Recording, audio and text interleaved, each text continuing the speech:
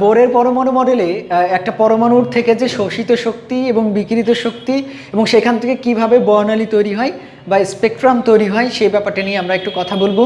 এই ব্যাপারটা হচ্ছে কেমন, আমরা যদি প্রথমেই জানি যে স্বাভাবিকভাবেই আমাকে যদি প্রশ্ন করা হয় যে একটা পরমাণুর কতগুলো শক্তি স্তর রয়েছে, তাহলে আমি বলবো অসংখ্য শক্তি স্তর রয়েছে। কারণ একটা নির্দিষ্ট পরমাণুর, যেমন সোডিয়ামের 11টা ইলেকট্রন, এই সোডিয়ামের 11টা ইলেকট্রনকে রাখার জন্য যদি আমি ইলেকট্রন বিন্যাস করি তাহলে আমি দেখতে পারবো এই সোডিয়ামের 11টা ইলেকট্রনকে রাখার জন্য আমার মাত্র 3টি কক্ষপথই যথেষ্ট।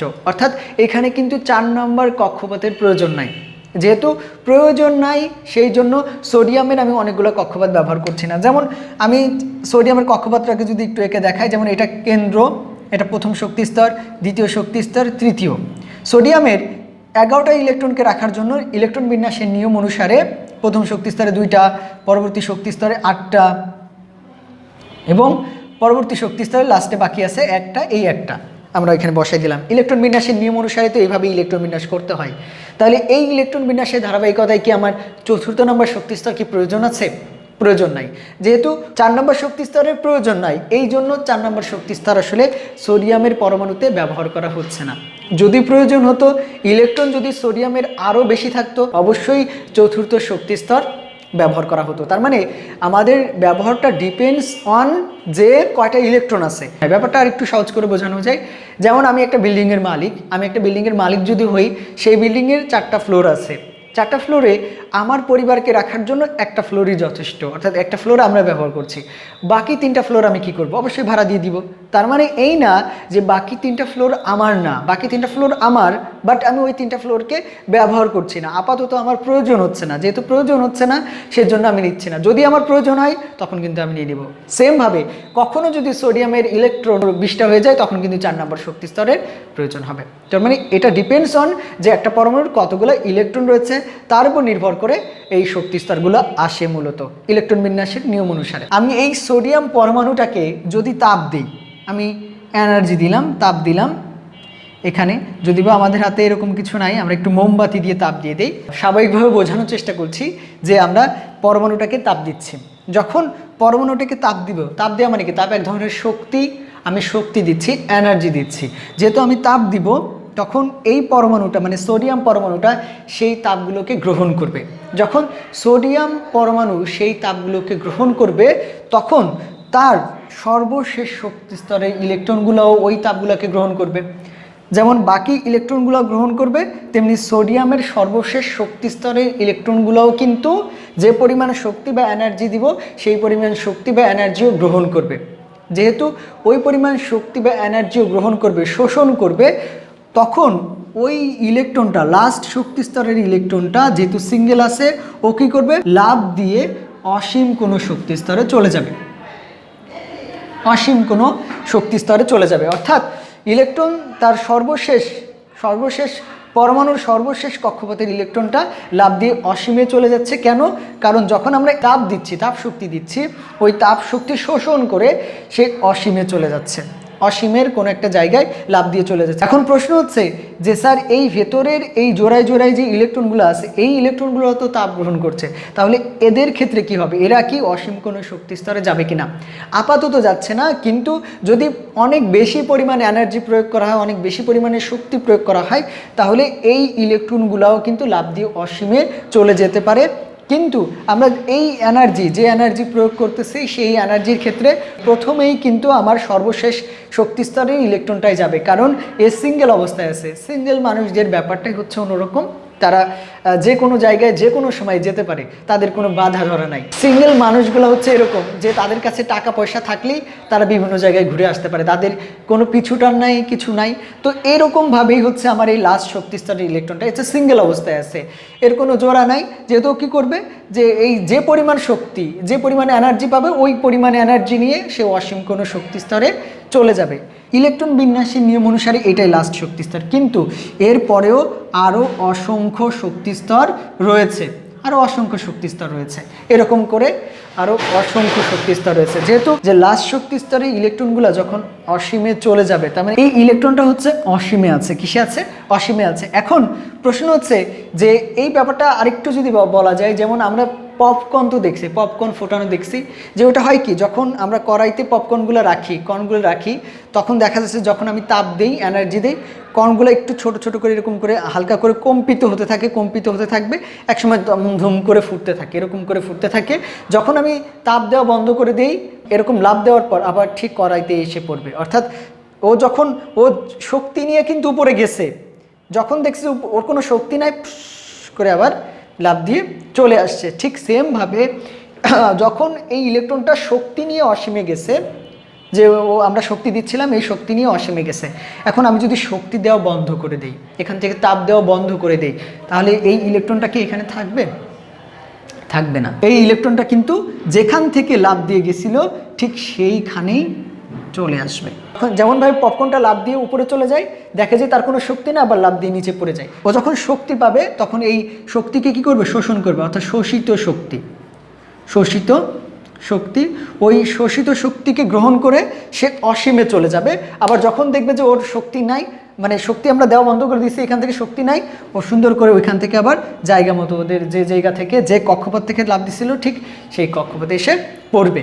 এখন কথা হচ্ছে, যখন এই কক্ষপথে আসবে, তখন আসার সময় এই ইলেকট্রনটা এইখান থেকে প্রতিটা কক্ষপথে একটু একটু করে শক্তি বিকিরণ করতে থাকবে, শক্তি বিকিরণ করতে থাকবে। কারণ সে যে পরিমাণ শক্তি নিয়ে গেছিল ঠিক সেই পরিমাণ শক্তি কিন্তু ছাড়তে ছাড়তে সেই আবার জায়গা মতো চলে আসবে। তার মানে ও যদি 600 কিলো জুল শক্তি নিয়ে যায়, 600 কিলো জুল পরিমাণ শক্তি নিয়ে যায়, তাহলে এই 600 কিলো জুল পরিমাণ শক্তি ছাড়তে ছাড়তেই কিন্তু ও জায়গা মতো চলে আসবে। এই যে শক্তি ছাড়তেছে, প্রতিটা শক্তি স্তরে শক্তি ছাড়তে থাকবে। অসীম থেকে এই ইলেকট্রনটা যখন এই শক্তি স্তরে আসতেছে, তখন সেই কিছু পরিমাণ শক্তি ছাড়তেছে এবং তরঙ্গ তৈরি করতেছে, এবং এই শক্তি স্তর থেকে যখন এই শক্তি স্তরে আসবে তখন কিছু তরঙ্গ তৈরি করবে।